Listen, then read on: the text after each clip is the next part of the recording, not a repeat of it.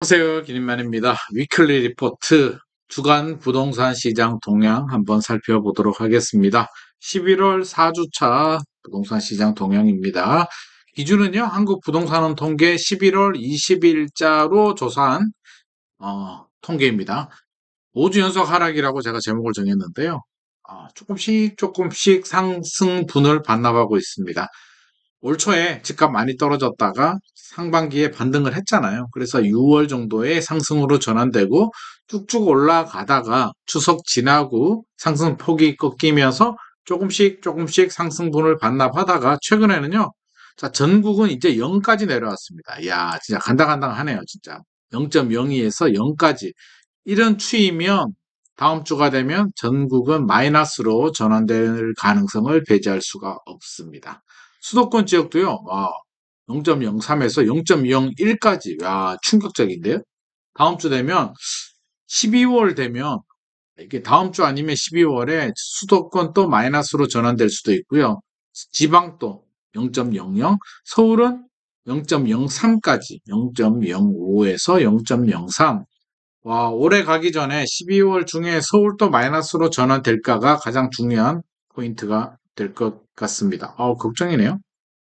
최근에 2차 하락 논란, 집값이 꺾이면서 2차 하락 논란 또 다시 불거지고 있는데 집값 상승에 대한 기대감이 꺾였기 때문입니다. 2021년까지 집값이 굉장히 많이 올랐고요. 금리가 오르면서 2022년 작년 폭락을 했는데 올 상반기에는 기술적 반등을 했는데 반등을 하고 나니까 부담스러운 거죠. 10억짜리 아파트가 7억까지 떨어졌다가 한 8억 5천? 9억까지 회복이 되고 나니까 매수자 입장에서는 과연 지금 따라가서 내가 얼마나 수익을 얻을 수가 있을까? 전고점을 뚫고 10%, 20%더 올라갈 수 있을까? 자신이 없죠. 금리는 여전히 고금리고 언제 내려갈지도 모르겠고 경기도 안 좋고 집값은 생각보다 많이 올라와 있는 상황. 여기에 뭔가 금리가 내리거나 경기가 좋아지거나 뭐 규제 정책이 풀리거나 뭔가 이벤트가 필요한데 지금 그게 보이지가 않습니다. 그러니까 매수자들은 관망세, 집을 팔려는 매도자들은 일단 매물을 내놓자. 매물이 늘어나고 있고요. 거래량은 줄어들고 있는 그런 상황입니다. 전세는요, 매매보다는 나은데 뭐 쭉쭉 크진 않는데 뭐 크게 걱정하지 않습니다. 전세는 아마 제가 볼 때는 내년에도 강세가 이어질 가능성이 높은데 뭐 전국은 0.11에서 0.10 살짝 내려왔고요. 수도권은 0.18에서 0.16, 지방은 0.04에서 0.03, 서울은 0.19에서 0.17. 전세는 그나마 잘 버티는데 매매는 지금 잘못하면 마이너스로 전환될 위기에 지금 갈림길에 서 있는 것 같습니다. 전세보다는 지금 매매가 걱정인 상황이고요. 1년간 흐름 한번 보면은요. 올 1월, 12월, 1월에 회복을 하죠. 빨간 게 전세고요. 파란 게 매매입니다. 자, 떨어지는 거는 이때는 전세가 더 많이 떨어졌죠. 매매보다. 매매는 요 정도. 파란 거. 매매는 요렇게. 전세는 이렇게. 그렇죠? 그러니까 전세가 더 많이 떨어졌는데 자, 반등을 하죠. 반등 속도를 보면 어때요? 자, 9월 지나면서 내려오잖아요. 조금씩 내려오고 있죠. 점점 밑으로 전세도 그렇고 파란색은 매매인데 매매는 거의 다 내려왔습니다. 그래서 전세 매매가 모두 주춤하고 있는 상황이라고 할 수가 있고요.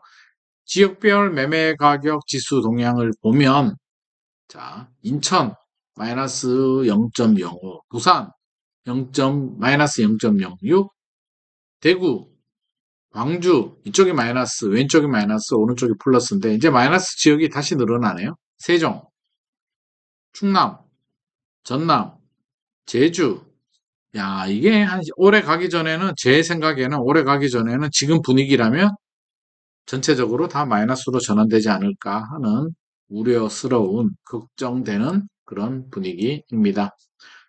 조사 지역별 현황을 보면은요, 176개 지역을 조사했는데 상승 지역이 137개, 조사 지역 176개 중에서 한 5주 전만 하더라도 137개, 대부분 지역이 상승이었는데 이제는 89개 밖에 남지 않았고요. 하락 지역은 32개에서 점점 늘어나서 80개, 다음 주가 되면 역전, 상승 지역보다 하락 지역이 더 많아지는 역전 현상이 생길 가능성이 있을 것 같습니다.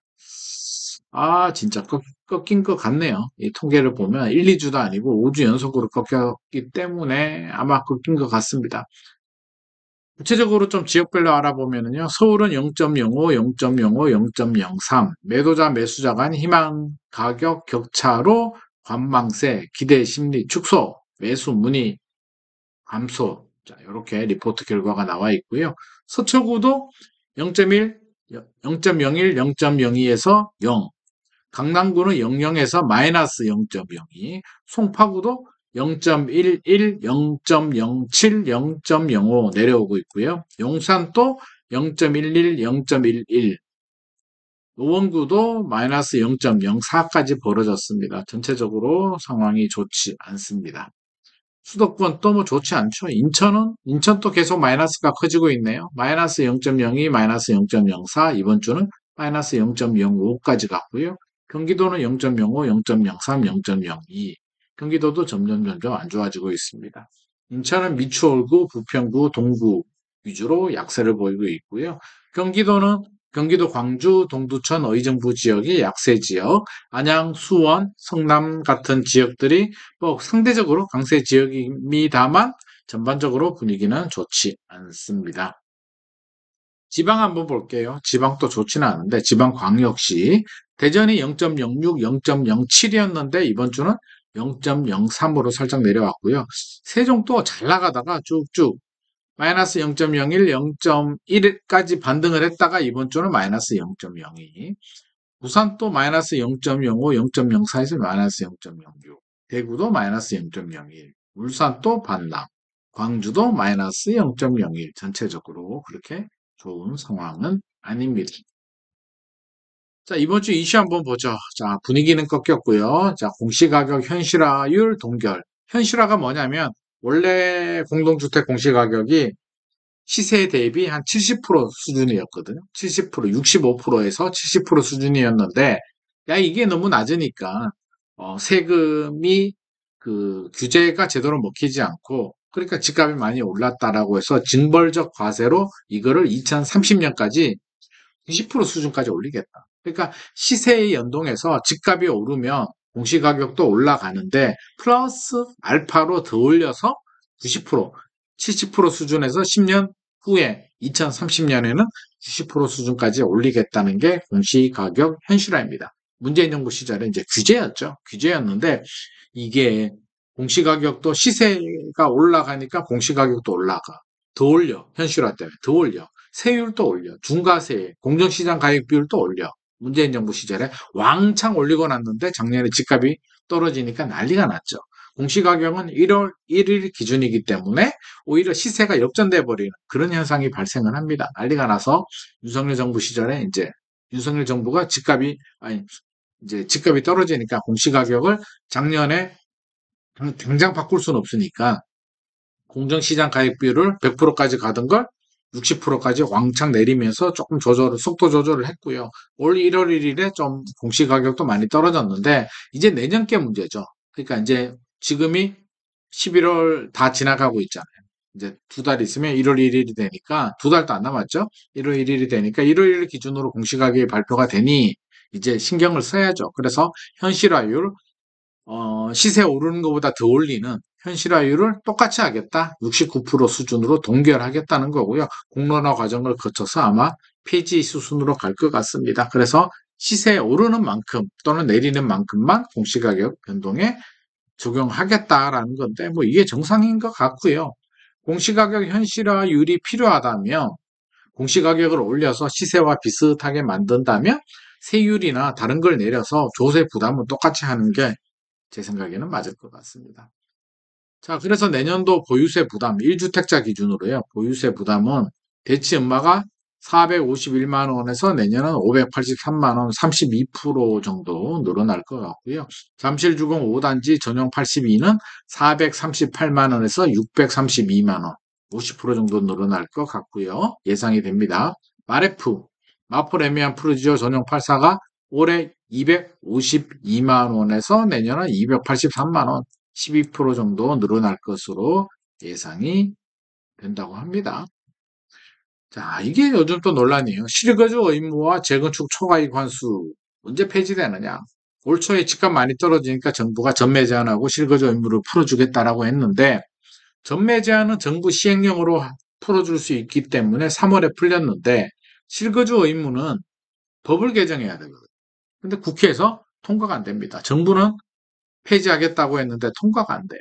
통과가 안 되면 어떤 일이 발생하냐면 입주권이나 분양권을 전매를 할 수 있는데 실거주를 못 채웠기 때문에 실질적으로 전매를 못 합니다. 이걸 어기게 되면 1년 이하 징역이나 1,000만 원 이하의 벌금에 처해지기 때문에 실질적으로 전매를 못 합니다.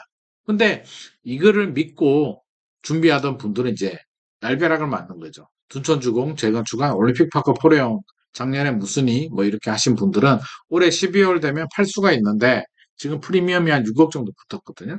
팔 수는 있는데 실거주 의무를 안 했기 때문에 못 파는 거죠. 그래서 이게 좀 이상하게 꼬여버렸습니다. 이런 단지들이 66개 단지 43,786가구라고 하는데 해주기로 했으면 하는 게 맞을 것 같고요. 아니면 문제가 있으면 국회 논의 과정을 거쳐서 빨리 된다 안 된다 빨리 답을 내줘야 되는데 벌써 몇 개월입니까? 3월부터 지금 11월이니까 8개월 동안 종쳤죠. 공전, 종치다가 이제 얼마 안 남았습니다. 좀 끝날 것 같습니다. 이런 식이면 이제 정기국회 끝나면 사실상 이번 국회는 끝이거든요. 내년 4월 총선이 있으니까 끝나버리는데 될까? 저는 안 될 가능성이 높다. 예. 되겠지라고 했는데 지금 생각해 보니까 안 될 가능성이 상당히 높아졌습니다. 준비를 해야 되고요. 뭐 편법이라면 팔고 팔았는 매도자가 그 집의 세입자로 거주 요건을 채우면 됩니다. 편법이긴 한데 좀 말도 안 되지만 초과이익 환수도 문제죠. 재건축 초과이익 환수. 재건축 사업을 하게 되면 조합 설립부터 관리처분까지 그 발생한 개발 이익에 대해서 3천만 원을 제외한 나머지 수익, 개발 이익에 대해서 최대 50%까지 이렇게 내는 세금인데 많게는 최근에 용산인가 어디는 뭐 7억인가까지 남았다고 하더라고요. 그래서 와 7억이면 낼 수 없는 세금인데 뭐 어떻게 못 내면 어떻게 돼요? 물납 한마디로 압류 걸어가지고 공매로 넘어갑니다. 아, 참 세금 안 냈다고 공매 넘어가면 세금 또 미실현 이익에 대한 과세거든요. 팔지도 않았는데 그렇습니다. 팔 때 양도세 내고 살 때 취득세 내고 매년 재산세 종부세 냈는데 또 초과이익 환수 안 낸다고 경매 넘긴다? 제가 볼 때는 미실현 이익의 과세, 이중 과세인 것 같고요. 이거 빨리 좀 처리해 줘야 되는데 3천만 원 너무 적다. 1억으로 바꾸겠다라고 했는데 이 국회에서 지금 논의가 잘 안 되고 있습니다. 이런 거 왜 논의를 안 하죠? 소위가 이제 11월 29일, 12월 6일 두 차례 남았는데 이런 거는 좀 전향적으로 해줘야 이게 안 되면 재건축 진행이 또 브레이크가 걸리고요. 재건축 진행이 안 되면 서울의 입주 물량 안 그래도 부족한데 입주 물량이 더 줄어들게 되고 입주 물량 줄어들면 전세 가격은 또 올라갑니다. 이런 정책의 불확실성 때문에 투자 심리가 더 위축이 되면 지금 끊겼다고 했잖아요.